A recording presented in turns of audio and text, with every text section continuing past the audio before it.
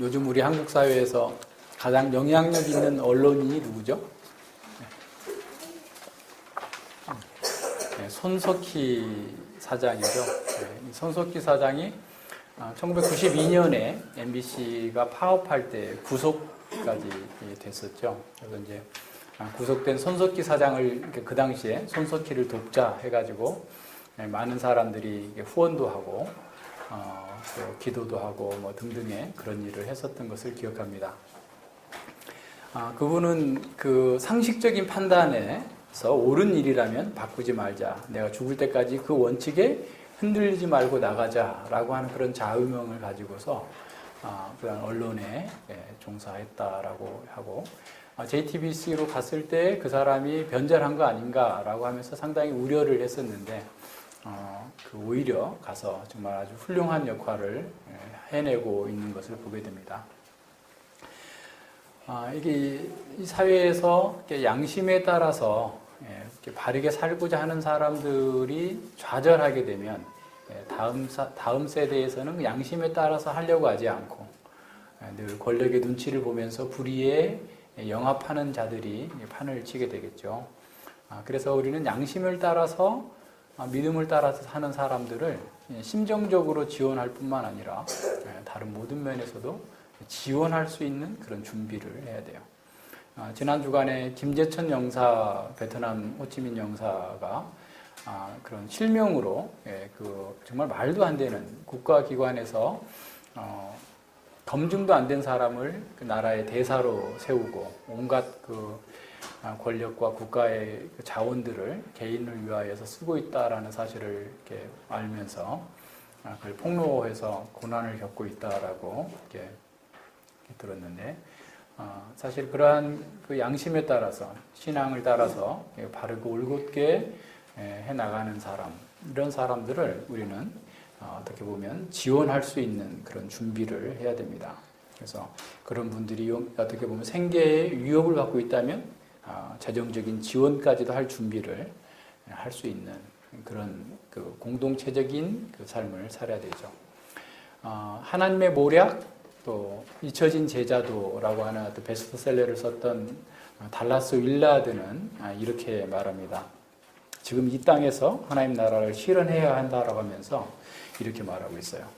그리스도의 대변인들인 우리는 지상의 명령, 다시 말해서 하나님을 사랑하고 이웃을 자기처럼 사랑해야 한다. 하나님을 영화롭게 하고 가까운 이웃은 물론 공공의 유익을 도모할 책임이 있다라는 거야. 그러니까 우리가 하나님을 사랑한다, 이웃을 사랑한다라고 했을 때에도 그것이 그냥 단지 주변에 있는 사람 사랑하는 정도가 아니라 공공의 선을 추구하는 데까지 나가야 된다라는 얘기죠. 그러려면 우리는 인간의 삶과 행복에 중대한 영향을 미치는 경제적, 정치적, 직업적, 사회적 이슈들을 다룰 수 있어야 된다. 무슨 말인지 알겠죠? 정치, 경제, 사회, 또 우리가 처하고 있는 그 직업에서 대두되고 있는 수많은 이슈들에 대해서 어떻게 보면 능동적으로 반응할 수 있고 분석할 수 있고 할 수 있는 것까지를 우리가 가지고 있어야 된다는 거예요. 우리가 추구하는 것은 종교적 모략이 아니라 예수 그리스도께서 그러니까 단지 종교적인 그 삶을 유구하는 것 정도가 아니라 예수 그리스도께서 세우시고 이끄시고 동력을 주시는 하나님의 모략이다. 그리스도를 따르는 대변인과 지도자와 전문인들은 무엇이 선하고 무엇이 선하지 않으며 인간이 행복을 누리려면 어떤 여건이 필요한지를 알아야 한다라는 겁니다.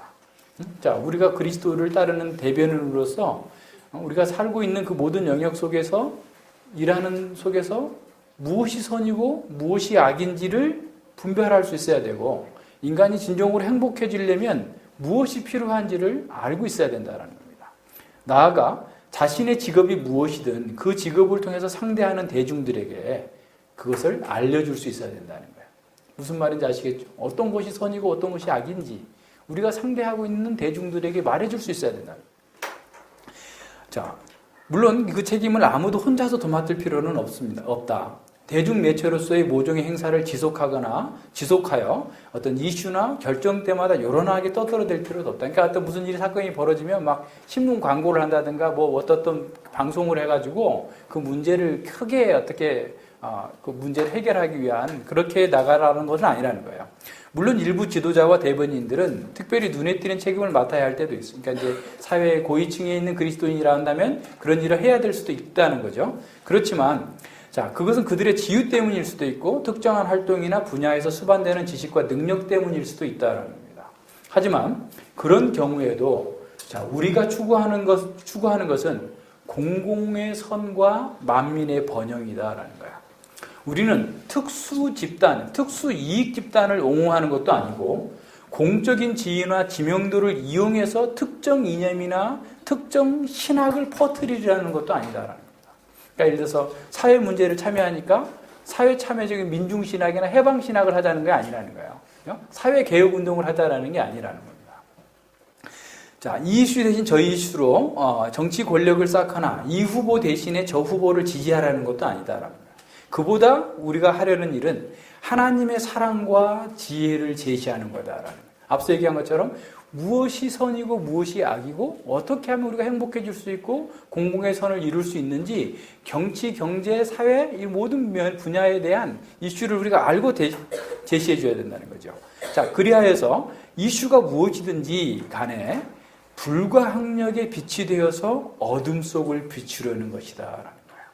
그러니까 어떤 이슈가 나왔든지 간에 우리는 어떤 특정 집단이나 특정 이익에 또 어떤 후보를 지원하고 말고 이게 아니라 정말 하나님의 공의, 하나님의 사랑과 지혜를 제시하는 것을 통하여서 그 문제에 대하여서 무엇이 바른 해결책인지 또 무엇이 그 문제의 근본적인 문제고 그 문제를 해결할 수 있는지 진정한 선과 진리의 기준을 제시해 줄 수 있는 불가항력적인 빛을 비춰야 된다는 거예요. 이 어둠의 세상 가운데. 자, 우리는 단지 종교적인 영역에서뿐만 아니라 삶의 모든 영역에서 선악을 기준을 제시해 주면서 어떻게 하면 사람이 행복할 수 있는지, 어떻게 하면 사회가 공평하고 정의로운 사회가 될 수 있는지를 보여주는 그리스도의 대변자들인 거예요.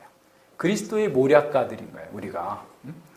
자, 또한 우리가 어떻게 하면 국가가 하나로 통합되고 인류 공용에 이바지할 수 있는지, 어떻게 하면 역사의 목적에 부합하는 영원한 삶이 가능한지를 보여주는 하나님의 모략을 보여주는 그리스도의 대리자로서 우리 이 땅에 존재하고 있다라는 겁니다.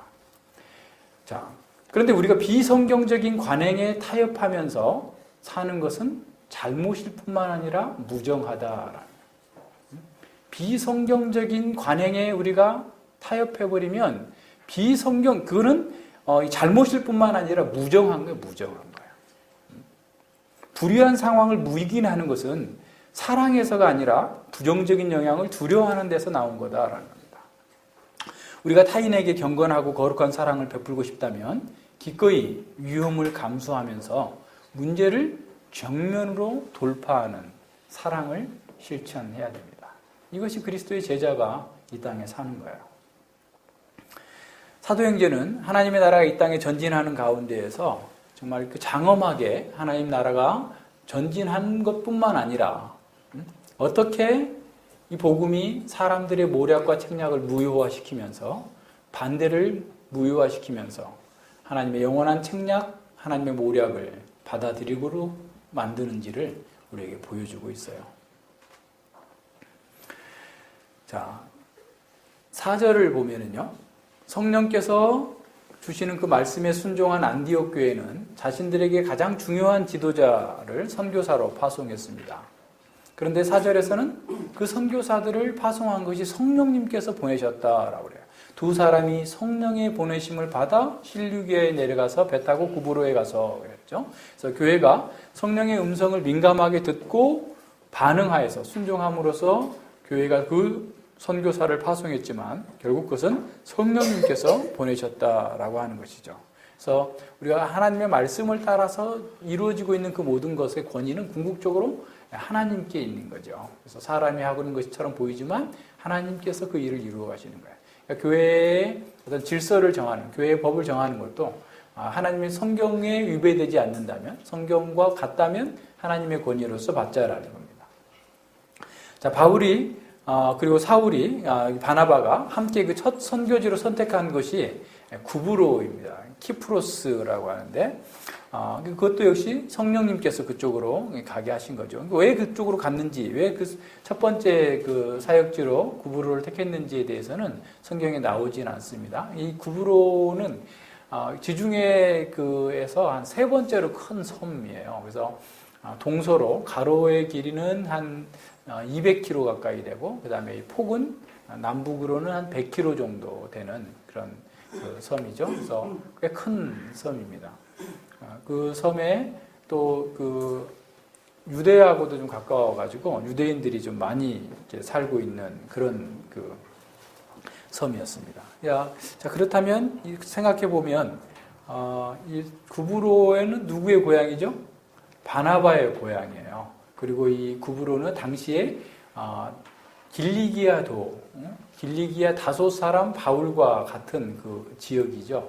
그러다 보면 아무래도 자신들의 그 가장 가까이 있었던 사람들에게 먼저 가서 이렇게 복음을 전하도록 이렇게 하신 것 같아요. 그래서 누가는 바로 그런 것들을 보이지 않지만 강조해주고 있습니다. 그래서 성령님께서 인도하신다라고 했을 때 사람들의 생각이나 조건들을 다 무시하고 이루어지는 게 아니에요. 성령님의 인도하심은 항상 사람들에게 합당하게 그리고 논리적으로 생각하고 또 그것이 당연하다라고 여겨지는 그런 방식으로 이루어진다라는 것을 기억해야 됩니다. 어떤 사람들 성령님의 인도하심이 아주 무의식적이고 막 기상천외한 방식으로 갑자기 기도에 있더니 바다가 보이더라. 근데 그게 동쪽 바다인 것 같더라 하면서 뭐 동쪽으로 간다 해가지고 일본으로 선교사로 가고 뭐 이상한 그런 일들을 하는데 그렇게 하는 하나님께서 인도해 가시는 게 아닙니다. 성령 하나님은 인격적으로 우리를 인도해 가시는 거예요. 그래서 이런 모든 것들을 종합해 보면 바울과 바나바가 그러한 그 구브로에 가서 복음을 전하고자 하는 그런 열망을 갖고 있었고 그 일을 위하여서 첫 번째로 그쪽으로 가게 되었다라고 하는 것을 우리는 생각해 볼 수 있는 거죠. 자, 성령 하나님께서 우리를 인도하시는 것도 사실은 우리의 현실적인 여건과 필요에 맞추어서 인도하시는 거예요. 그러니까 뭐 기도했다고 해서 수능이 만점 맞고 그런 거 아니잖아요. 우리의 노력과 또 뭐 실력과 또 주님께서 주신 그런 은사에 따라서 이루어지고 있는 거예요. 그래서 성령님께서 우리를 이렇게 주장하셔서 인도해 가신다라는 것은 우리는 그냥 비인격적으로 가만히 있고 리모컨처럼 막 이렇게 돌리고 저렇게 돌리고 해가지고 하나님께서 인도해 가시는 것이 아니라 우리가 이미 들은 말씀들을 가지고서 온전하게 그 말씀을 따라서 살아가는 방식으로 나아가는 거죠. 우리가 뭘 원하시는지 또 빌립보에서 말씀하고 있는 것처럼 우리에게 선한 그런 욕망을 허락하시고 그것을 또 이룰 수 있도록 준비하게 하시고 또 그렇게 하면 과정을 통하여서 우리가 더 또 고상하고 더 거룩한 상태로 이렇게 그 우리의 마음이 고양되어지고 우리의 생각이 변화가 되어져서 하나님께서 쓰실 만한 자리로 나아갈 수 있도록 만들어 주시는 거예요. 그것이 성령님께서 우리를 인도해 가시는 방법입니다. 그래서 성령님의 인도하심을 받으려면 늘 성령님께서 말씀하시는 그 성경의 말씀에 귀를 기울여야 되는 거예요. 말씀에 자꾸 자기 자신을 내어드려야 돼요. 그러니까 말씀의 거푸집에 우리의 인격이 그냥 쏟아 부어져서 말씀으로 새롭게 빚어져야 되죠. 그래서 하나님의 형상, 그리스도 형상으로서 우리가 온전히 늘 하나님의 말씀을 따라서 살아갈 수 있는 사람으로 평소에 훈련되어지는 것이 필요합니다. 그런 삶의 그 열매가 없으면 갑자기 뭘 이렇게 이루어 나간다라는 것은 불가능한 거예요. 계속해서 하나님께서 우리를 단련해 가실 때 거기에 우리 자신을 내어드려야 됩니다. 그래서 신앙생활의 영적인 삶에서는 지름길이 없어요. 한 방에 로또처럼 그냥 펑 튀어가지고 우리의 신앙이 성장하는 것은 없습니다. 꾸준하게 지속적으로 말씀에 따라서 공부해야만 돼요. 그렇기 때문에 이게 쉽지 않죠. 성경을 공부하는 게 쉽다면 누구든 못하겠어요? 다 할 수 있겠죠. 쉽지 않은 그런 과정이 있어요. 그러니까 성경을 공부할 때도 우리는 두 가지 면에서 인내하는 게 필요해요. 첫 번째는 본문에 대한 인내가 필요합니다. 읽어도 잘 모를 수 있어요. 어느 날은 잘 깨닫는 것 같더니 안 깨달아지기도 하고 어렵고 그런 거 당연한 거예요. 뭐 특별한 것이 아닙니다. 당연해요. 그럴 때 우리는 포기하지 말고 우리가 계속해서 이렇게 앞뒤로 공부하고 꾸준하게 해야 돼요. 그러니까 처음에 한두 번은 누구나 할 수 있어요. 근데 꾸준하게 하는 게 그 사람의 실력이 돼요. 그러니까 그 사람들이 습관이 이렇게 정말 성공을 만든다라고 얘기하는 것처럼 우리가 꾸준하게 말씀을 지속적으로 계속해서 공부해야 됩니다. 그러니까 어렵죠. 그러니까 창세기부터 적어도 우리 세계원학교에 있는 그 교육과정에 있는 것들을 1차적으로 쭉 한번 다 공부하고 그리고 다시 한번 더 공부하고 또 확인하고 이렇게 하는 그런 과정들이 필요해요. 그런 과정들이 없이 그냥 되어진다면 그것은 성령님께서 하시는 게 아니에요. 오히려 다른 방법일 수 있어요. 그러니까 꾸준하게 합니다. 그러니까 본문이 어려워요. 어려웠다고 해서 포기하면 안 되고 그냥 꾸준하게 해나가는 거예요. 두 번째는 자기 자신에 대해서도 인내해야 돼요. 나도 잘 안 깨달아지는 거예요. 여러 번 반복해서 공부했고 또 읽었고 기도도 하고 했는데도 불구하고 잘 안 돼요. 공부를 집중했는데도 잘 깨달아지지 않을 때가 있단 말이에요. 그랬을 때 어떻게 해야 되겠어요? 나는 버림받은 거 아닌가? 나는 다른 사람보다 못한데 또 누구하고 비교하냐? 목사님하고 비교하냐? 목사하고 비교해가지고 아니 내가 지금 목사가 되기까지 지금 30년 동안 이렇게 해왔는데 그 몇 달 해가지고 그만큼 되겠어요? 그러면 여러분 천사지. 그거 안 돼요. 그러니까 우리 자신이 그걸 인정해. 그죠? 그래서 기도하는 거예요. 당연한 거예요. 이게 하나님의 말씀이 그냥 깨달아진다면 그건 오히려 비정상인 거죠. 그러니까 제대로 깨달은 게 아니에요. 그러니까 깨달아지지 않는다고 해서 거기서 포기하면 안 되고, 내가 그동안에 깨달았던 것은 하나님께서 은혜 주셔서 깨달은 거구나. 성령님께서 나에게 은혜 베풀어 주셔서 이만큼 깨달은 것이지, 그동안에도 나는 진짜 까막눈처럼 아무것도 몰라야지 너무 당연한 건데, 이렇게 깨달았다고 한다면 하나님의 은혜의 결과일 뿐이다 라고 생각을 하고 계속해서 하나님께 기도하면서 은혜를 구하면서 공부를 해야 돼요. 그러니까 기도하면서 공부하지 않으면 안 되는 거죠. 그래서 우리는 본문에 대해서도 차분하게 계속해서 공부하고 인내하면서 해나갈 뿐만 아니라 우리 자신에게 대해서도 좀 참아주고 인내하고 이렇게 해야 돼요. 그래서 사람들이 저는 그런 생각을 이번에도 보니까 이 촛불 집회는 가보지는 않았지만 거기에 동영상 이렇게 올라온 것들을 보면서 사람들이 저렇게 하기까지 얼마나 많은 노력을 했을까 그 생각을 한번 해보는 거예요. 저는 이제 세상 노래를 들을 경우가 거의 없잖아요. 근데 이제 거기를 이렇게 잠깐 들어보면 랩으로 하든 뭘로 하든 그 노래를 하는데 참 너무 많이 그렇게 되기까지 저 자리에 저렇게 자유롭게 할 수 있기까지 얼마나 많이 그 사람들이 땀을 흘리면서 피땀을 흘리면서 그 일을 했을까라는 생각을 하면서 한편에서는 도전을 받는 것 같아요. 그래서 전에 그런 그 프로가 있었잖아요. 나는 가수다. 나는 가수다는 그 뭐였어요? 그러니까 다른 사람의 노래를 자기 노래처럼 어떻게 뭐 바꿔 가지고 하여튼 멋들어지게 불러서 뭐 시상을 하는 방식으로 하는 그런 프로그램을 본 적이 있는데 굉장히 도전받았어요. 쟤들은 나는 가수다인데 나는 설교자다. 그러면 그분들처럼 내가 어떤 본문을 주던지 간에, 그죠? 피땀 흘려서 내 걸로 소화시켜서 가장 쉽고 적절하게 전달할 수 있는 그런 끊임없는 훈련과 노력이 나에게 필요하다. 그래서 때로는 게으르고 싶을 때 나 설교자 이렇게 스스로에게 설교하는 거지. 너는 설교자다. 그죠? 그냥 이렇게 대충 해서는 안 되는 사람이다. 라고 하면서 훈련하는 것처럼 끝까지 우리가 해야 돼요. 그렇게 할 때 어떻게 돼? 우리가 성령의 음성에 민감하게 반응할 수 있어요.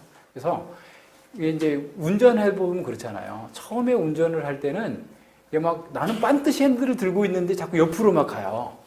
그래서 이제 도로 주행 연수를 받고 나면 제대로 가잖아요. 왠지는 모르겠는데 하여튼 제대로 안 가.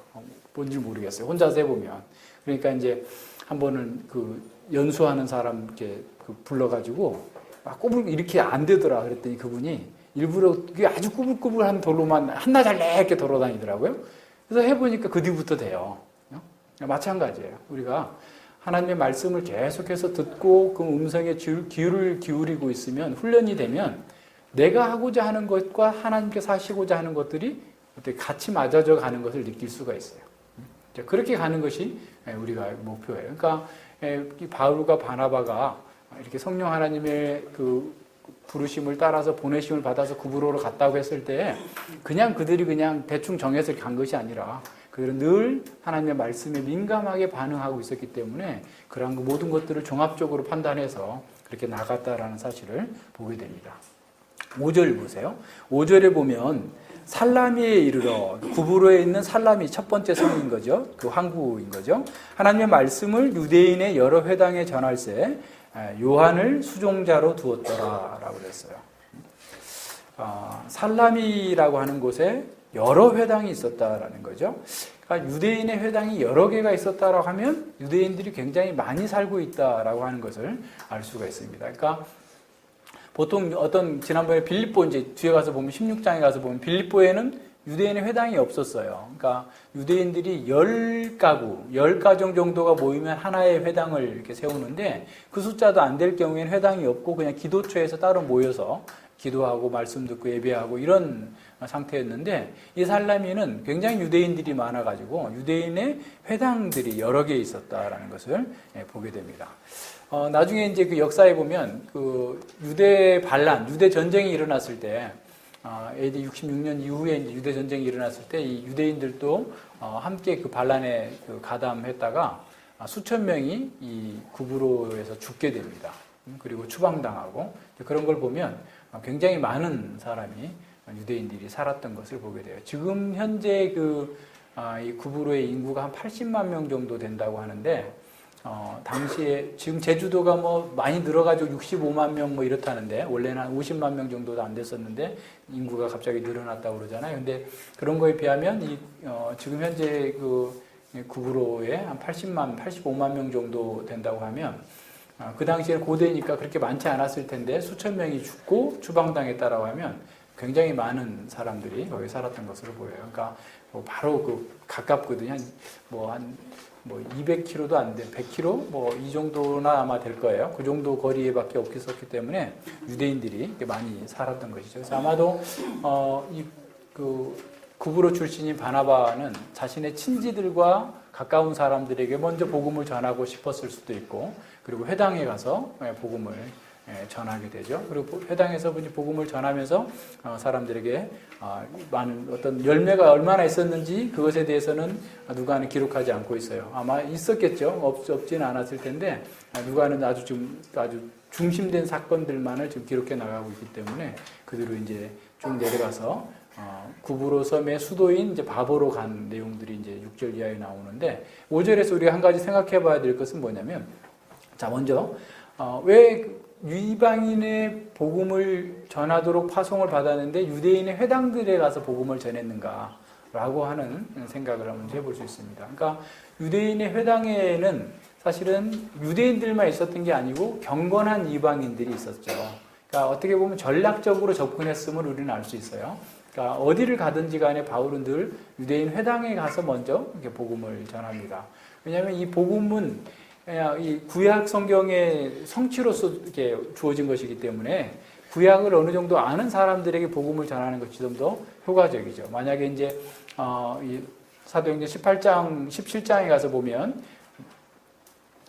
아테네에서 복음을 전할 때 이 사람들은 전혀 바탕이 없으니까 신론에서부터 다시 시작하잖아요. 우주와 천지 만물을 만드신 하나님께서는 사람이 만든 그런 신전에 계시지 않는다라고 하면서 이제 이렇게 복음을 전하기 시작하는데, 유대인들에게서는 이미 하나님에 대해서 갖고 있고 구약의 율법을 가지고 있고 또 메시아를 대망하고 기다렸었기 때문에 그 사람들에게 가서 먼저 복음을 전하게 되고, 또 그리고 그 사람들이 믿게 되고 깨닫게 되면 또 그 지역의 이방인들이 선교하기가 훨씬 더 수월하게 되죠. 그래서 바울은 유대인들 그리고 거점 도시를 중심으로 해가지고 복음을 전하는 것, 하나의 전략적 선택을 하고 있음을 우리는 보게 됩니다.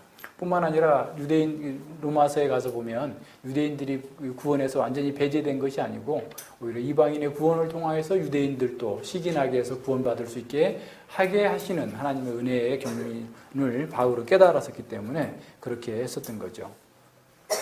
자, 그리고 두 번째 우리가 생각해 봐야 될 것은 뭐냐면 마가 요한이라는 사람입니다. 그러니까 이 마가 요한은 이 마리아, 앞서 이제 우리가 12장에서 나왔던 그 마리아의 집에서 모였던 그 교회, 그래서 상당히 교회가 그곳에서 그 교회 중심적인 그 베드로가 이렇게 모여서들 예배를 드릴 정도로 큰 집이었고, 그런 그 마리아의 아들이고 또 구브로의 조카이기도 하죠. 근데 그 사람이 수종자로 함께 했다라는 거예요. 그래서 수종자라는 종이라는 표현보다는 어떤 하나의 업무를 맡아서 보는 사람, 다시 말하면 그런 행정 사무 업무를 맡은 그런 사람으로서의 마가가 함께 사역을 했다라는 것을 알 수 있습니다. 그러니까 물론 마가가 혼자서 그냥 자기가 좋아서 했던 것은 아닐 거고, 앞서서 두 사람만 파송했다고 나왔지만 그 두 사람을 옆에서 보조하고 도울 수 있도록 교회가 그를 파송했을 것으로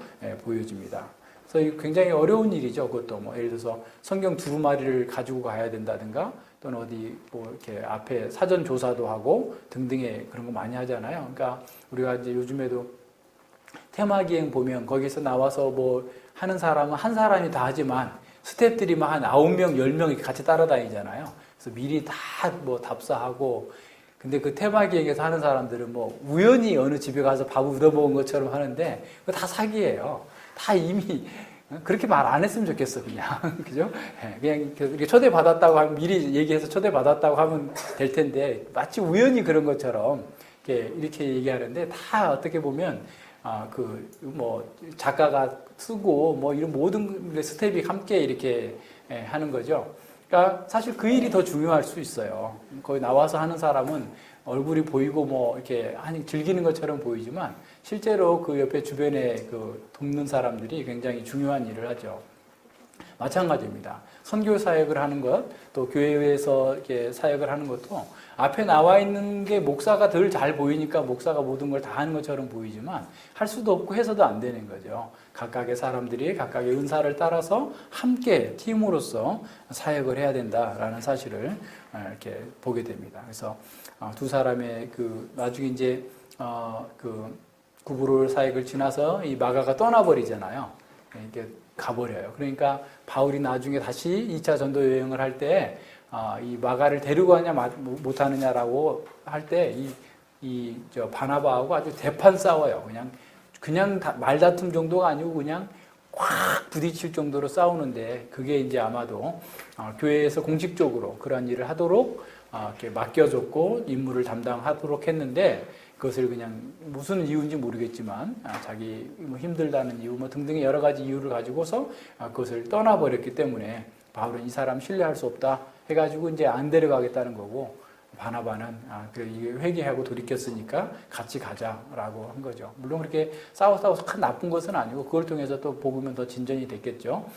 그러나 어쨌든 그것들을 한번 생각해 볼 수가 있는 거예요. 그래서 우리는 교회가 함께 이러한 사역을 할 때 각각의 주어진 역할에 잘 이렇게 어떻게 보면 수행하고 조화롭게 사역을 한다는 것을 생각해 봐야 됩니다. 그러니까 주님께서 우리에게 맡기신 사역을 감당하기 위해서 우리는 서로를 섬기고 존중하는 것, 그것이 주님의 명령에 순종하는 거다라고 생각하고 그렇게 해야 됩니다. 그래서 로마서 12장 10절에서는 존경하기를 서로 먼저 하라라고 말씀하시죠.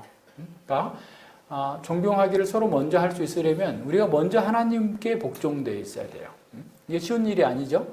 그러니까 이건 누가 할 수 있겠어요? 그리스도의 생명을 가진 사람은 그렇게 할 수 있어요. 그러니까 예수님께서 하나님 아버지께 복종하신 것처럼 우리도 그렇게 복종할 수 있는 사람이 되어야 되는 거죠. 그러니까 주님께서도 십자가의 길을 가면서도 내 원대로 마시고 아버지의 원대로 되기를 원하나이다 라고 말씀하셨던 것처럼 우리도 똑같이 내 원대로 말고 주님의 뜻대로 내가 행하겠나이다 라고 하는 그런 자세가 있어야 됩니다. 그래서 우리는 하나님께서 어디에 우리를 두시든지 말씀을 전하는 자든지 짐을 옮기는 자든지 뭐 식사를 당번하는지 청소하는 자이든지 그거 상관하지 않고 우리가 있는 그 자리에서 하나님께서 원하시는 대로 사역을 해야 된다라는 겁니다. 그래서 프란시스 셰퍼는 이렇게 말했더라고요. 하나님의 교회에 하나님께서는 작은 사람이 없다. 그러니까 어떤 사람은 큰 사람처럼 보이고 어떤 사람은 작은 사람처럼 보이지만 하나님께는 작은 사람이란 없다라는 거예요. 그리스도의 몸에 속한 각각의 지체들로서 우리에게 독특한 은사를 주셨고 그 은사를 따라서 섬길 수 있도록 우리에게 은혜를 주셨기 때문에 우리는 각자 서로에게 주어진 은사를 존중해주고 또 그리스도의 몸의 전체에 유익되도록 서로 협력하고 섬겨야 된다라는 사실을 알 수가 있습니다. 그래서 우리 누가 됐든지 간에 형제 자매를 우리의 목표를 위한 하나의 수단이나 방편으로 생각하면 안 돼요. 그러니까 그 형제 자매가 오히려 우리의 목표가 돼야 되는 거죠. 자, 우리가 이렇게 하려면 어떻게 해야 되냐면 앞서 얘기한 것처럼 하나님께 우리가 먼저 복종해야 돼요. 하나님께 복종했을 때 우리는 그때 비로소 하나님께서 사용하실 수 있는 그릇으로 준비되어지고 있는 거죠. 우리 하나님께 복종한 사람이 서로에게 복종할 수 있습니다. 그래서 에베소서 5장 21절에 보면 그리스도를 경외함으로 피차 복종하라 그랬어요. 그리스도를 경외하는 사람이 서로에게 복종할 수 있는 사람이죠. 그래서 서로 존경하고 서로 복종하지 못한다는 것은 결국 뭘 얘기하는 거예요? 저 사람은 하나님께 복종하고 있지 않다라는 사실을 보여주고 있는 거죠. 그래서 주님의 사역을 함께 나누어서 할 때 서로 복종하는 것이 필수적입니다. 그게 뭐 일이 어떻든 간에. 그래서 이제 그 교회에도 보면 어떤 교회들은 그냥 계급화돼 버렸죠. 서로 복종하지 않는 거예요. 그러니까 그 담임 목사님의 비서처럼 이렇게 부목사들이 활동하고 있고 뭐 이런 수많은 그런 잘못된 일들이 벌어지고 있는데 그것은 복음의 진리에서 떠나버린 겁니다. 그래서 우리는 다른 사람들은 주목받는 일을 하고 자신은 주목받는 일을 하지 않기 때문에 그것 때문에 이렇게 뭐랄까 그 섬김을 포기하려고 하고 안 하려고 하고 그러지 않고 우리에게 주어진 일이 어떤 일이든지 간에 주님께 하듯이 주께서 나에게 허락하신 대로 은혜로서 그 일을 감당한다라고 생각하면서 전체의 조화를 위해서 자신에게 주어진 역할을 잘 해나가야 되는 거죠. 이 바울과 바나바의 사역보다 마가의 사역이 결코 열등하거나 가치가 적은 것이 아니에요. 그죠? 마가는 눈에 띄지 않는 그런 사역을 했지만 오히려 그렇게 함으로써 마가가 있었기 때문에 바울과 바나바가 자신의 그 사역에 집중할 수 있도록 돕는 아주 중요한 일이었죠. 그러니까 오늘 우리에게도 마찬가지죠. 눈에 띄는 지도자만이 중요한 것이 아니라 우리 모두가 다 중요한 사람이다. 그래서 함께 서로 존경하고 서로 복종하면서 우리에게 주어진 일을 함께 해 나가야 되는 거죠. 그래서 그리스도를 경외함으로 피차 복종하는 그리스도의 교회에 섬기는 일꾼들이 되어야 됩니다. 자, 그렇다고 해서 우리가 주님을 위해서 피차 복종한다라고 그래서 자신의 의견을 포기하거나 무조건적으로 따라간다라는 것을 의미하는 것은 아니에요. 우리의 양심의 주인은 하나님이시기 때문에 우리의 말씀에 따라서 신앙의 양심에 따라서 해나가는 거죠. 그래서 우리가 그리스도의 뜻을 이루기 위해서 복종하고 섬기되 자기를 주장하는 것이 아니라 공동체 전체의 유익을 위해서 자기를 내려놓는 그러한 자세로 살아가야 되는 거죠. 그러니까 우리가 성숙하지 않으면 이렇게 하기가 어렵죠. 그러니까 성숙하지 않게 되면 자꾸 뭘 하겠어요? 자기 뜻을 주장해. 자기 중심적으로 세상이 돌아가야 된다라고 생각하는 거죠.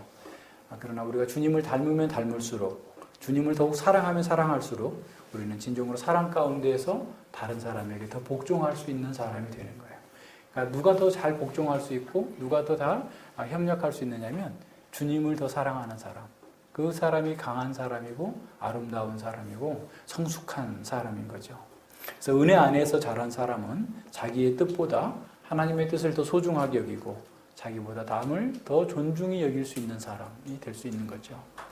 그래서 우리는 어느 자리에 있든지 간에 주님께서 그 자리에 우리를 두셨다라는 사실을 알고 공동체 전체의 유익과 하나님 나라를 위해서 신실하게 섬기고 헌신해야 된다라는 사실을 기억해야 됩니다. 우리가 사람들이 눈에 띄지 않고 관심을 받지 못하는 그런 일이라고 해서 그것이 하나님께도 작은 일이 아니에요.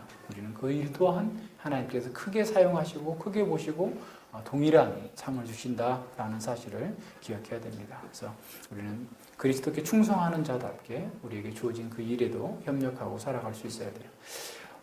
19장 그 11절로 27절에 보면 열무나 비유가 나오죠. 마태복음의 달란트 비유가 약간 다른데요. 그 열무나 비유에서 핵심적인 건 어떤 거냐면 주인이 왕위를 받으려고 떠나요. 주인이 왕위를 받으려고 떠나면서 10명에게 문화 하나씩 다 나눠줍니다. 근데 거기에서 그 주인이 돌아왔을 때 와서 이렇게 상계를 하면서 신실한 종들, 충성된 종들의 특징은 뭐냐면 이제 장사하라고 했거든요. 거룩한 모험을 해야 되는 거예요. 망할 수도 있는데. 근데 그렇게 해서 10문화 남긴 사람, 5문화 남긴 사람들이 쭉 있는데 그 사람들은 주인이 떠났어요.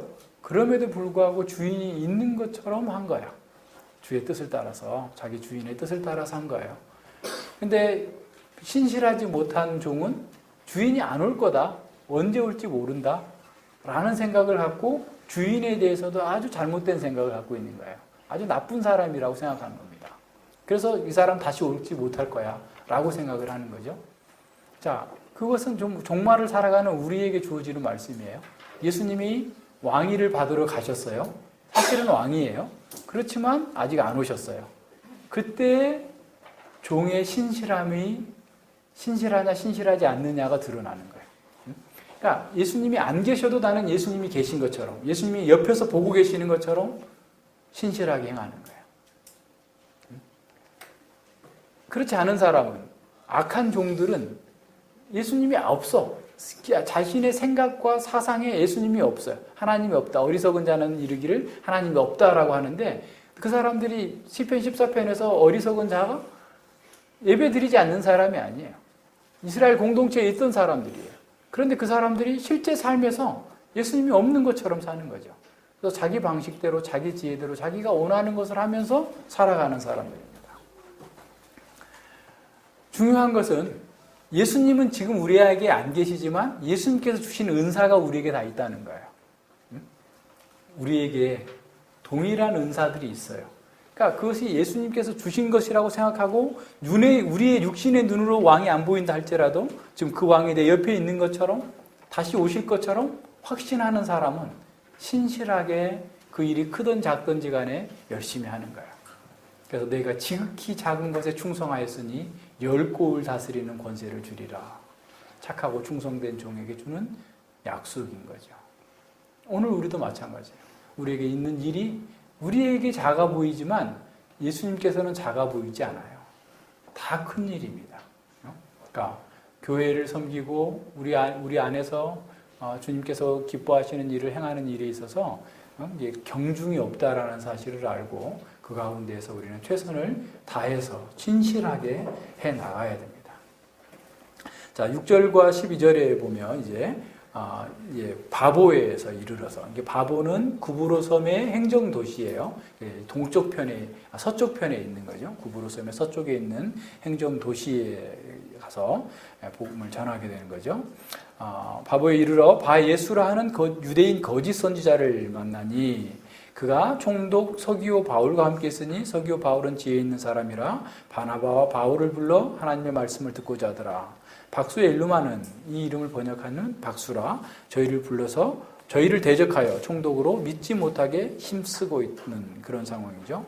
그러니까 살라미에서 복음을 전하다가 그냥 쭉 그 섬의 그 중심을 따라서 행정 수도인 이 바보까지 왔어요. 그러니까 뭐 거의 200km 가까이 뭐 이렇게 왔겠죠. 끝에서 끝을 왔으니까. 그래서 복음을 능력 있게 아마 바보에서 전하게 된 것 같아요. 그러자 바예수라고 하는, 바예수라는 말은 바가 아들, 예수의 아들, 구원자의 아들이라는 그런 뜻이죠. 유대인이에요. 그런데 박수다, 무당이다, 남자 무당이다라는 말인데 엘루마라는 말, 지혜로운 자, 학식이 많은 자, 뭐 점치는 자라는 말인데 우리는 이것을 그냥 박수라고 해서 그냥 뭐 오늘날 뭐 최태민 같은 그런 무당으로 생각하면 안 돼요. 그러니까 그런 무당이 아니고 굉장히 박학다식한 사람이에요. 그러니까 그 동방 박사이죠. 그러니까 예수님이 탄생하셨을 때 동방에서 박사들이 왔는데 그 박사라는 말이에요. 마귀라는 말, 박사라는 말인데 이 고대 근동에서도 그렇고 동양에서도 그렇고 옛날에 학문 좀 하는 사람들은 다 점치는 능력이 있어요. 그래서 사서 삼경에 보면 그 삼경의 마지막 그 책이 주역입니다. 주역이 점치는 책이에요. 숫자를 계산해가지고 점치는 책인데 우리 태극기에 건곤 감리 이렇게 돼 있잖아요. 그게 그 주역에서 말하는 최고로 좋은 궤예요. 그러니까 가장 좋은 궤다라고 해가지고 이렇게 나오는 그런 건데, 그래서 이제 과거에는 다 좀 어느 정도 뭘 아는 사람들은 뭐 그런 주역을 가지고 점치는 그런 것처럼 여기 지금 엘루마는 단지 어떤 그 종교적인 것뿐만 아니라 정치적인 것 모든 것들을 다 이렇게 상담해주는 마치 서기오 바울의 총독의 상담력, 자문역할까지 할 수 있는 그런 정도의 사람인 거죠. 그런 사람이 이제 늘 서기오 바울 옆에서 총독 옆에서 권세를 누리고 또 이렇게 뭐 오늘날 말 비선 실세는 아닐 수 있어요. 그러니까 정상적인 실세일 수도 있죠. 그러니까 뭐 어떤 관직을 갖고 있을 수도 있고 뭐 등등의 그런 능력 있는 그런 사람이죠. 그런데 이제 이 서기오 바울이라고 하는 총독은 아주 지혜로운 사람이다라고 얘기하고 있는데 로마 시대에는 총독이 두 가지 종류의 총독이 있습니다. 그러니까 예를 들어서 유대 지역 같은 그 빌라도가 있었던 그런 총독은 어떤 총독이냐면 군인 출신, 무관 출신의 이 총독이에요. 그래서 아주 강압적인 통치를 하고 황제의 직접 명령을 받는 그런 사람이 첫 번째 총독이 있고, 이 지금 서기오 바울이나 이제 나중에 18장에 가서 보면 그 세네카의 동생 갈리오 이런 사람들 같은 경우는 원로원에서 보낸 그런 그 뭐랄까 총독인데, 원로원 소속에 있는 그 총독은 비교적 어떤 문민관들이에요. 지혜 있는 사람들, 학식 있는 사람들, 수사하게 능하고 로마의 법에 능통한 사람들, 이런 사람들이 이제 그런 원로원에 파송한 그런 총독인데, 이런 사람들 상당히 많이 자율권이 있어요. 그러니까 자율권이 있고,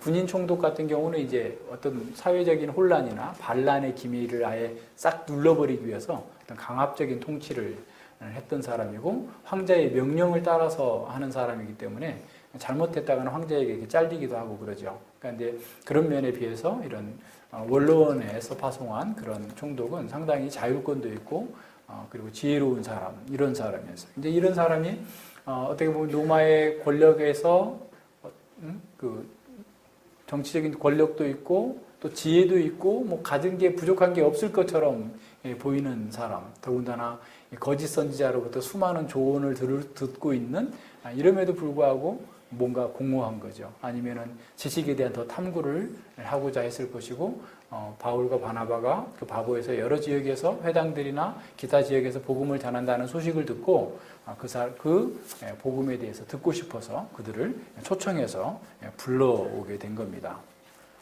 그랬더니 이제 이 엘루마에게는 큰 문제가 생긴 거죠. 만약에 그 복음을 들어서 그 사람들이 이 사람이 서기오 바울이 변화된다면 자신의 일자리가 좀 없어지게 될 것 같으니까, 자신의 권세를 빼앗기고 경제적인 이득을 잃어버릴 것 같으니까 아주 강력하게 반대하고 있는 그 상황을 보게 됩니다. 그래서 계속해서 반대한 거죠. 자신의 기득권이 사라질 것을 우려해서. 그래서 9절과 11절에 보면 바울이라고 하는 사울이, 자, 지금부터는 이제 바울이라고 하는 사울, 바울이라는 이름으로 나와요. 그 전까지 사울이라고 했을 때, 이 사울은 히브리식 이름이고요. 이 바울은 로마식 이름입니다. 그래서 파울로스, 로마식 이름인데, 계속 이제 이방인 사역을 중심으로 해 나가다 보니까, 누가가 여기서 바울이라는 이름으로 바꿔서 쓰게 됩니다. 근데 그 바울이 성령이 충만하여 그를, 박수 엘루마를 주목하고 가로되 모든 괴계와 악행이 가득한 자요 마귀의 자식이요 모든 의의 원수요 주의 바른 길을 굽게 하기를 그치지 아니하겠느냐. 보라, 이제 주의 손이 내 위에 있으니 내가 소경이 되어 얼마 동안 해를 보지 못하리라 하니 즉시 안개와 어둠이 그를 덮어 인도할 사람을 두루 구하는지라 그랬어요. 그러니까 바울이 성령이 충만해서 엘루마 박수의 그 영적 상태를 꿰뚫어 보면서 그에게 저주를 선언하자. 앞서 금방까지는 막 눈을 부릅뜨면서 이 바울과 바나바를 방해하던 이 자가 눈이 어두워져서 어떻게 자기를 인도할 사람을 찾고 있는 그런 상황까지 보게 된 거죠. 그래서 성령이 충만해서 그 엘루마의 상태를 폭로하고 그를 제압함으로써 하나님 나라의 복이 그 섬의 총독에게 임하도록 증거하게 된 거죠. 그래서 바울은 그 사단의 권세를 결박하는 주님의 권세를 이용해서 서기오 바울을 얽매고 있던 사단의 통치를 깨트리고 복음을 담대하게 전하고 믿도록 한 거죠. 이렇게 성령이 충만한 사람은 사실은 자신과 역사와 세상을 이렇게 본질을 통찰하는 사람입니다. 그러니까 성령 충만한 사람은 이게 무슨 이상한 방언하고 무슨 예언하고 이렇게 돌아다니는 게 아니라 자신과 세상과 역사의 근본 문제를 꿰뚫어 볼 수 있는 사람이에요. 다른 사람의 영적인 상태를 꿰뚫어 볼 수 있는 사람입니다. 그래서 자신의 사명과 자신의 존재의 목적을 알고 시대와 상황에 대해서 분별력을 갖고서 그 사명을 또 어떻게 지혜롭게 이룰 수 있을 것인가에 대해서 명확하게 알고 지혜롭게 그것을 해나가는 사람입니다. 그러니까 성령 충만한 사람은 어리석은 사람이 될 수가 없죠. 성령 충만은 참된 지혜로 이끌어가는 거예요. 여호와를 경외함이 지혜와 지식의 근본이라고 그랬는데 여호와를 경외하는 사람, 성령 충만한 사람은 지혜로운 사람입니다. 그러니까 어떤 사람들 성령 충만하다고 그러면서 말도 안 되는 일을 막 하죠. 예배당을 계약금만 있으면 사라, 또 땅을 사라 해가지고 10억짜리 땅도 1억 계약금 있으면 사는 거예요. 그럼 어떻게 하겠어요? 이제 날리지 않으려고 사람들한테 다 집문서 가져와라, 뭐 가져와라 해가지고 대출 받아가지고 땅은 샀는데 계속 이자 나가야 되지. 건축은 못하고. 그래서 그 있는 것까지 다 날리고 온갖 이상한 짓들을 하고 있는데 그런 거 아닙니다. 성령 충만한 것은 그리스도의 지혜와 그리스도의 겸손, 그리스도의 온유를 가지고서 모든 것을 잘 분별할 수 있는 능력과 지혜로 가는 거예요. 그래서 진리를 가지고 자신과 역사의 방향을 통찰하면서 어떤 도전에도 굴하지 않고 그 사명을 잘 감당해낼 수 있는 그런 사람입니다. 자, 우리가 바로 그런 사람들이 돼야 돼요. 자, 그렇게 되려면 어떻게 해야 되겠어요? 앞서 늘 본 것처럼 성경을 공부해야 돼요. 그러니까 사업하는 것도 마찬가지죠. 사업하는 것도 성령 충만한 사람이 잘하겠죠. 그렇죠? 사업상 기술 테크닉이 문제가 아니고 정말 그 상황과 사람을 분별할 수 있어야 되잖아요. 그러니까 정말 보세요. 이번에 우리 지금 국가가 전체적으로 지금 혼란에 빠진 게 다 그런 거 아닙니까? 사악한 자가 그 국정을 농단하고 있는데도 불구하고 뭐 장관들, 국회의원들, 그 수많은 사람들이 예수님 믿는 사람이 40%가 넘는다는데 그거 다 농락당한 거예요. 그거 보지 못한 거죠. 우리가 상황을 잘 분별하고 사람을 잘 분별할 수 있으려면 사실은 모든 것들 다 사업이고 뭐고 사람과 관련된 거잖아요. 사람과 상관없이 사업하는 게 아니에요. 직장에서도 일하는 것도 마찬가지예요. 모든 게 사람들과 관계된 거예요. 그래서 어떤 사람이 어떤 말을 했을 때 그 말에 숨어져 있는 세계관이 뭔지, 그가 뭘 의도하고 있는지 꿰뚫어 볼 수 있어야 돼요. 지금 바울이 엘루마가 온갖 말로써 방해를 하고 있는데 꿰뚫어 보면서 뭐라고 말해요? 주목하여 가로되 모든 괴계와 악행이 가득한 자요 마귀의 자식이요 의의 모든 의의 원수요 주의 바른 길을 굽게 하기를 그치지 아니하겠느냐.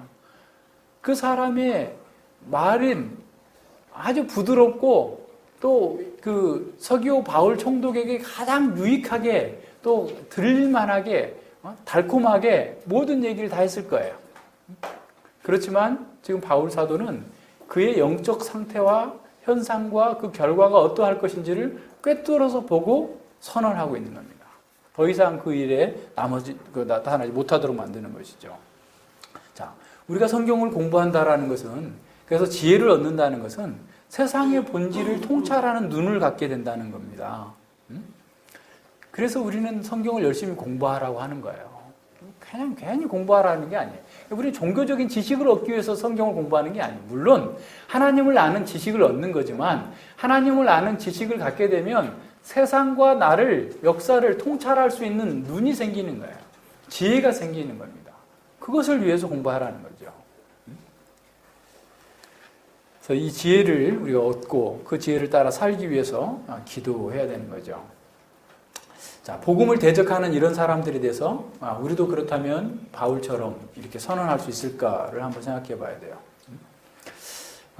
우리는 이렇게 성령의 지혜를 따라서 모든 면에서 진리를 명확하게 드러내야 됩니다. 그럴 때 가장 반대가 심해요. 그러니까 이 말씀을 전할 때도요, 명확하게 전할수록 반대가 심합니다. 그냥 두리뭉실하게 전하면 반대 잘 안 해요. 명확하게 전할 때, 근데 명확하게 전하면 또 사람들이 확 바뀔 것 같지만 또 그렇지도 않아요. 오히려 더 세게 나옵니다. 늘 이렇게 겪는 그런 문제죠.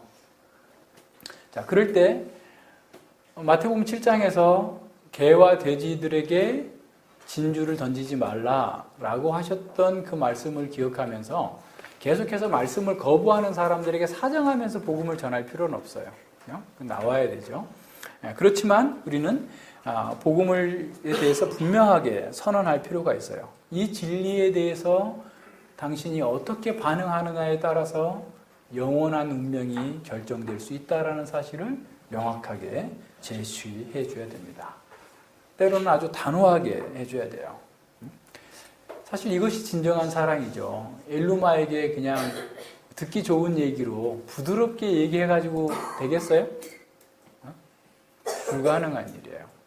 분명하게 선언을 해야 됩니다. 어떤 전설에 의하면 이 엘루마는 그 뒤로 회심해서 교회를 위해서 잘 섬겼다라는 말도 있는데 그것은 뭐 우리가 신뢰할 수 없는 거고, 어쨌거나 전하는 사람 입장에서는 명확하게 그 사람의 상태와 현상과 그 결말에 대해서 경고해 줘야 될 필요가 있는 거죠. 자, 이런 면에서 우리는 담대하게 사도적 권위로서 증거하고 전하는 겁니다. 그래서 12절에 보면 이제 그가 믿고 돌아와요. 총독이 그렇게 된 것을 보고 믿으며 주의 가르침을 기이 여기더라. 그래서 기이 여겼다라는 말은 아주 깊은 감명을 받았다라는 거죠. 그러니까 이방인, 로마인 총독이 복음에 굴복하여서 은혜를 누리게 되는 이런 상황을 보게 된 거죠.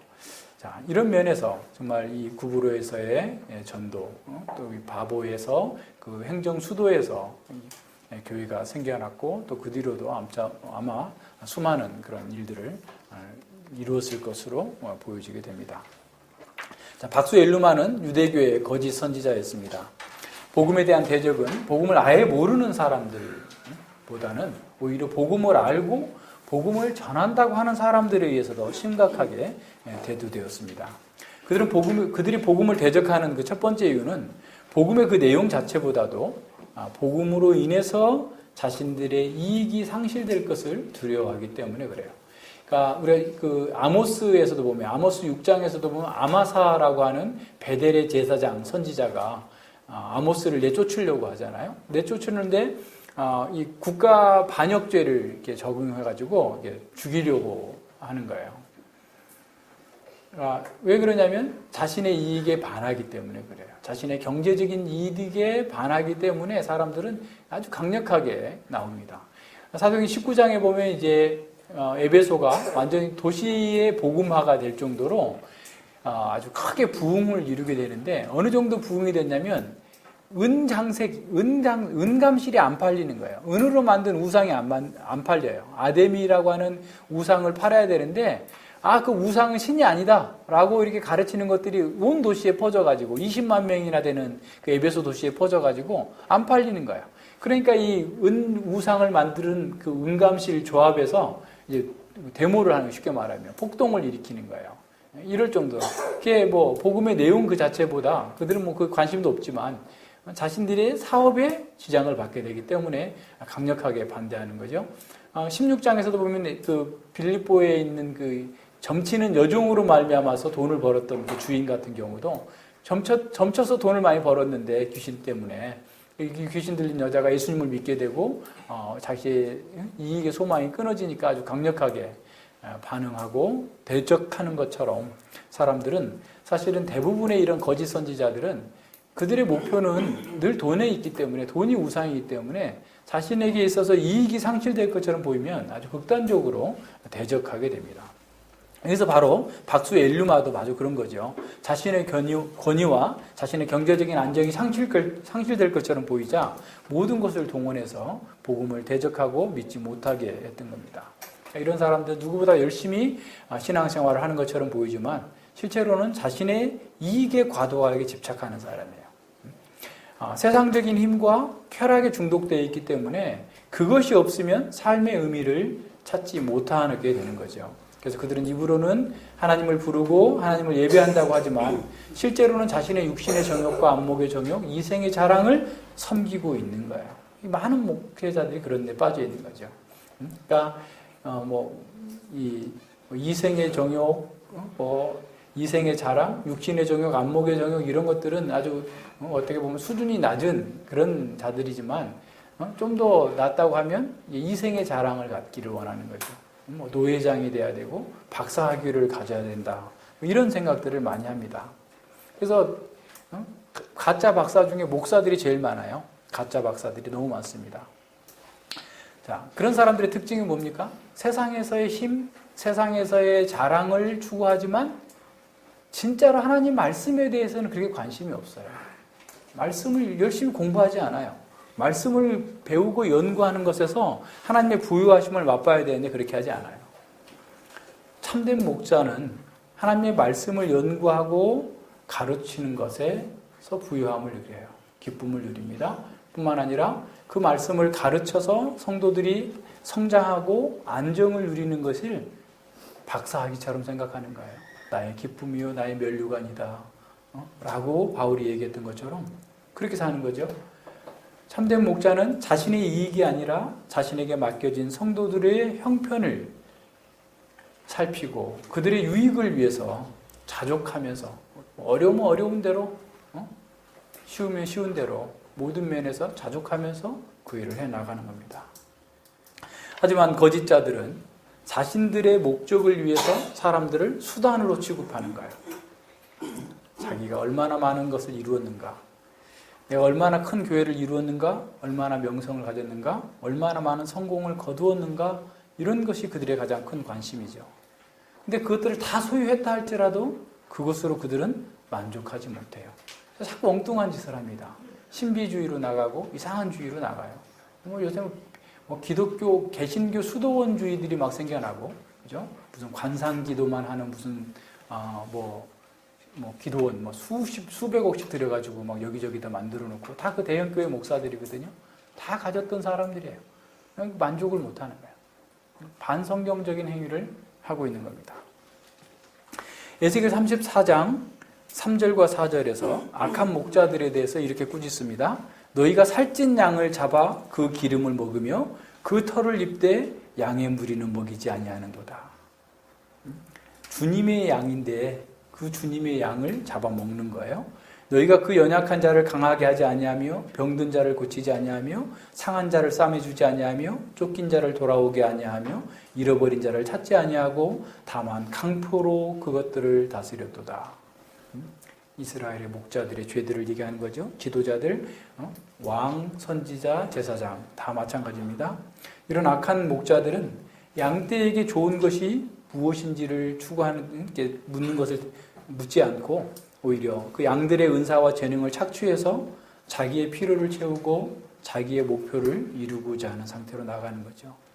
그것으로 그들이 더 많은 세상을 얻을 수 있겠지만 오히려 그들은 세상의 노예가 되어버려요. 의의 원수 노릇을 하게 됩니다. 자, 교회 안에서 진리를 대적하는 자들의 문제에 대해서 참 대처하기가 쉽지 않죠. 그러나 우리는 성경의 원리를 따라서 명확하게 해야 됩니다. 많은 사람들이 사랑이라는 명목으로 교회를 어지럽히고 고통에 빠뜨리는 자들도 가볍게 쉽게 용서해야 된다고 생각합니다. 하지만 그것은 진정한 사랑이 아닙니다. 낸시 피어스는 완전한 진리에서 이렇게 말합니다. 어떤 이가 당신에게 죄를 짓고도 벌을 받지 않게 내버려 두는 것은 사랑의 행위가 아니다. 죄는 타인의 영혼에 있는 암이다. 참된 사랑은 그 죄를 빛 가운데 가져와 진단받고 치료받을 수 있도록 할 만큼 강하고 담대해야 된다라는 거예요. 자, 무슨 말인지 아시겠죠? 진정한 사랑은 그냥 그 사람이 죄에서 머물러 있는데 대충 내버려 두는 것이 아니라 그 죄를 버리게 해야 되는데 어떻게 버리게 돼요? 죄 가운데로, 빛 가운데로 나오게. 하나님의 말씀을 통해서 그 죄에 대해서 명확하게 진단하고 말씀 앞에서 그 죄를 치료받을 수 있도록 할 만큼 강하고 담대해야 돼요. 그게 진정한 사랑입니다. 참된 사랑은 죄에서 떠나게 하는 겁니다.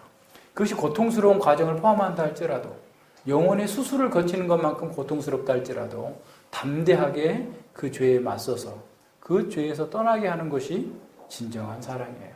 그것이 예수님의 사랑이었습니다. 그래서 우리가 구원을 받을 수 있었던 거예요. 마태복음 7장에서 거짓 선지자들은 예수님에 대하여 주여 주여라고 불렀습니다. 다시 말해서 예수님께 대해서 지극한 존경을 표시한 것이죠. 하지만 그들은 예수님의 가르침을 삶에서 행하지 않았어요.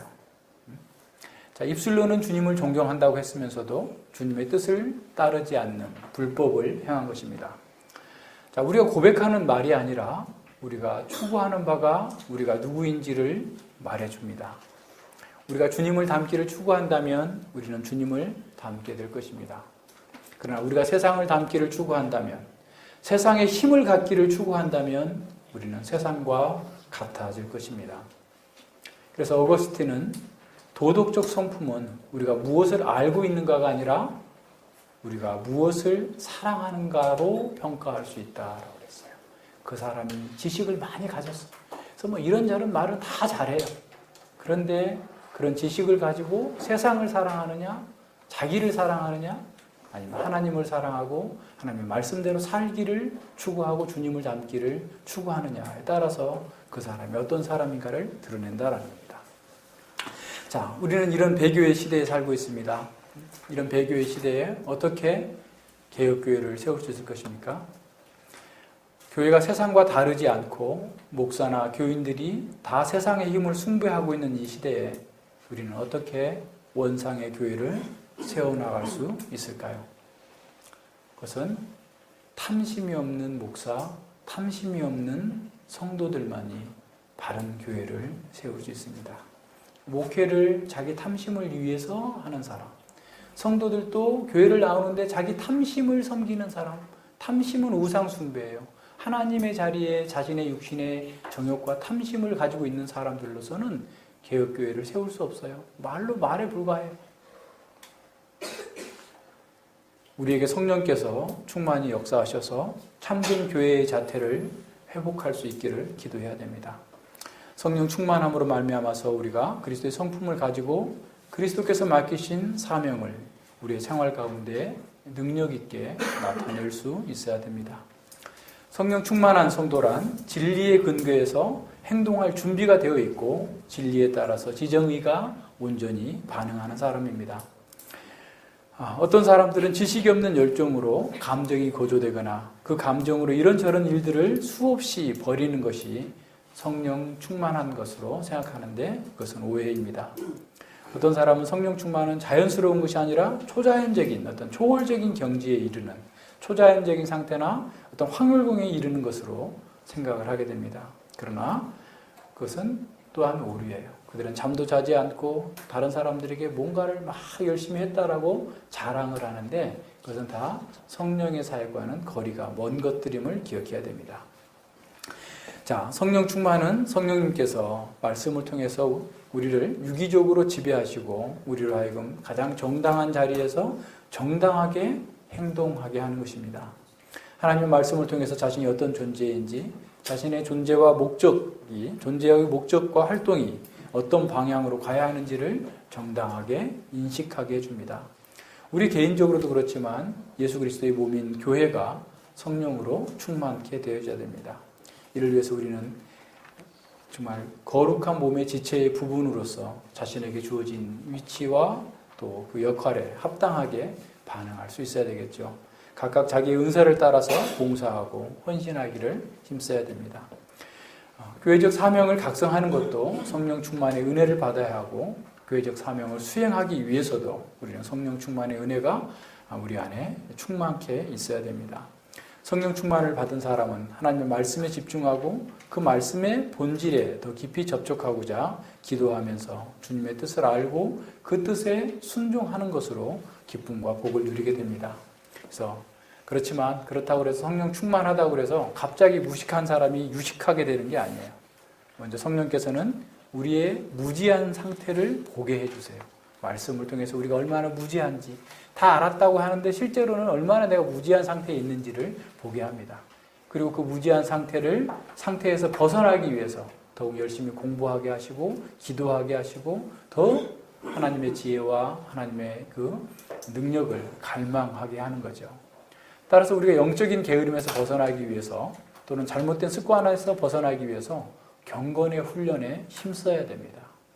이런 경건의 훈련이 없이는 온전하고 구비하여서 부족함이 없는 그런 성도, 부족함이 없는 교회로 우리는 설 수가 없다는 사실을 기억해야 됩니다. 이 촛불 집회를 보니까 사실은 그걸 보면서 사람들의 어떤 절규를 보는 거죠. 네?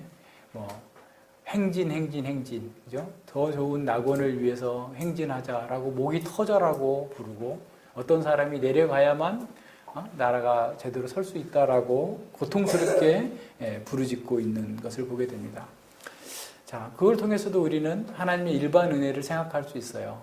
하나님께서 각 사람 속에 양심을 주셨고, 정말 그 공의와 공평과 정의를 추구하는 그런 마음을 주셔서 공의롭지 못한 세상, 정의롭지 못한 그 사회, 공평하지 않는 이런 것들에 대해서 반발하고 그렇게 새롭게 바꾸고자 하는 그런 마음들을 주신 것을 우리를 보게 됩니다. 그러나 우리는 촛불을 밝히는 것이 아니라 오히려 정오의 태양보다도 더 밝은 불가항력적인 예수 그리스도의 빛을 사람들에게 비추어 줄 수 있어야 돼요. 불가항력적인 예수 그리스도의 복음의 빛을 사람들에게 비출 수 있어야 됩니다. 그것만이 세상과 그들을 구원해낼 수 있는 거예요. 그러려면 어떻게 해야 되겠어요? 개혁교회를 세워야 돼요. 바른 교회가 있어야지 그게 되죠. 교회가 없는데, 말씀이 없는데 그 일이 어떻게 이루어지겠습니까? 그래서 이 바른 개혁교회를 세우기 위해서 헌신돼야 됩니다. 우리 교회가 성령 충만하게 되었을 때 우리에게 어떤 일이 일어나게 될까요? 우리는 모두가 하나님 말씀과 하나님의 그 일에 대해서 큰 관심과 열정을 가지게 될 거예요. 시편 119편에서 말씀하고 있는 것처럼 그 말씀이 얼마나 사모하는지 내 눈이 피곤하나이다. 주의 말씀이 너무나 갈망돼서 내가 막 헐떡입니다. 이런 정도에까지 우리가 이르게 돼야 돼요. 그리고 그 말씀을 따라 살기 위해서 정말 기도하고 무시로 기도하는 것이죠. 자, 우리가 성령이 충만하게 되면 하나님의 영광에 대한 열심으로 자기를 부정하는 것이 아픈 게 아니라 즐거움이 돼요. 공동체를 섬기는 것이 손해보는 것이 아니라 나의 기쁨과 나의 즐거움이 되는 거예요. 하나님의 뜻에 대한 각성과 이 시대에 대한 통찰, 그리고 이 시대에 주어진 사명을 능히 이룰 수 있는 그런 능력을 구비할 수 있도록 우리가 힘써서 준비해야 됩니다. 물론 이것이 우리 세대에 다 안 될 수도 있어요. 우리의 자녀들 세대에 될 수도 있고 그 다음 세대까지 갈 수도 있어요. 엘리야에게 3가지 명령을 주시죠. 낙심했어요. 엘리야는 너무 지쳐버렸어요. 갈멜산에서 바알 선지자, 아세라 선지자 850명을 죽이고 3년 반 동안 안 오던 비가 내리는 그 상황 속에서 아합의 전차보다도 더 빨리 달리면서 이스라엘의 개혁, 이스라엘의 회개를 외쳤지만 오히려 사람들은 돌아오지 않고 여전히 머뭇머뭇거리고 권력자들은 여전히 자기를 잡아 죽이려고 하는 그 상황에서 낙심하게 됩니다. 광야를 가죠. 끝없이 걸어가는 거예요. 길도 없고 빛도 없고 아무것도 없는 광야까지 나아갑니다. 아마 시내산까지 갔을 거예요. 그랬을 때 하나님께서 그에게 먹을 양식을 주고 먹어라. 계속해서 체력을 회복하시면서 사명을 주세요. 3가지를 줍니다. 엘리사를 찾아서 너 후계자로 삼아라. 2번째는 이 나라를 치기 위해서 아합의 집을 없애버리기 위해서 내가 에후에게 기름을 부어서 왕을 삼아라. 그리고도 이들이 회개하지 않을 텐데 이방왕 하사엘에게 아람왕 하사엘에게 기름을 부어서 왕을 삼아서 이 땅을 내가 징치하리라 라고 사명을 줍니다. 근데 엘리야가 이룬 것은 한 가지밖에 없어요. 엘리사에게 선지자의 그 권위를 넘겨준 거 외에 에후에게 기름 부은 것은 엘리사가 한 것도 아니고 엘리사가 보내서 한 사관이 했어요. 그리고 뒤에 하사엘에게 한 것도 엘리사가 한 겁니다. 무슨 말이겠어요? 엘리야의 사명과 엘리사의 사명은 하나였다라는 거예요. 자, 우리가 이 시대에 다 이룰 수 없을지도 몰라요. 혜성이가 그 다음 받고 그 다음에 혜성이의 아들이 또 다음 받을 수도 있어요. 그렇지만 우리는 지금 우리에게 주어져 있는 그 상황 속에서 최선을 다해서 지극히 작은 일에 우리 주님께서 보시고 계시는 것처럼 신실하게 반응해 나가야 됩니다. 그래서 우리의 관계 속에서 그리스도의 성품이 잘 발현되고 우리가 서로 사랑으로 종노릇하면서 교회적 사명을 이루려고 해야 됩니다. 이 일을 위해서 우리가 부르심을 받았다라는 것을 기억하시고 이 일을 위해서 우리가 함께 헌신해야 되겠습니다. 기도합니다. 하나님 아버지 감사를 드립니다. 이 시대가 어둡고 빛을 가진 자들이 다 없어져 버린 것과 같은 아합 시대와 같은 이 어둠이 지배하고 있는 이런 세계 속에 하나님께서 저희들에게 빛을 주셨고 이 빛 가운데에서 하나님의 뜻과 하나님의 선하심을 맛보고 누리며 하나님과 동행할 수 있도록 은혜 주셨음을 인해 진실로 감사를 드립니다. 저희가 이 시대 가운데에서 참으로 성령 충만하게 주님의 말씀을 듣고 배우고 누릴 수 있었던 것은 모두가 하나님의 은혜임을 고백합니다. 앞으로 우리가 무엇을 하든지 어떤 일을 이루든지 그것이 중요한 것이 아니라 우리가 하나님의 말씀 앞에서 신실하게 반응하고 있는가, 우리가 어디에서 어떤 자리에서 무엇을 하든지 간에 하나님께서 원하시는 대로 하나님의 방식대로 하나님께서 이루시고자 하는 그 일에 우리 자신을 온전히 내어드리고 있는가를 늘 살필 수 있도록 은혜 베풀어 주시옵소서. 우리가 더욱더 지혜롭게 우리 자신과 세상과 역사를 잘 통찰하여서 이 복음을 대적하는 악한 세력들에게 한 발도 물러서지 아니하고 담대하게 복음을 증거하고 선포함으로써 하나님 나라가 우리를 통하여서 더욱더 온전하게 전진해 나아갈 수 있도록 헌신하고 섬길 수 있도록 은혜 베풀어 주시옵소서. 저희들에게 맡겨진 이 사명이 막중하지만 저희들에게 주어져 있는 힘은 미약하고 지혜는 부족합니다. 아버지여, 저희들이 날마다 말씀을 공부하고 날마다 기도하며 날마다 주님만을 의뢰할 때 주님께서 우리에게 필요한 이 일들을 감당할 수 있는 능력과 지혜와 힘을 더하여 주시옵소서. 감사드리며 예수님 이름으로 기도드립니다. 아멘.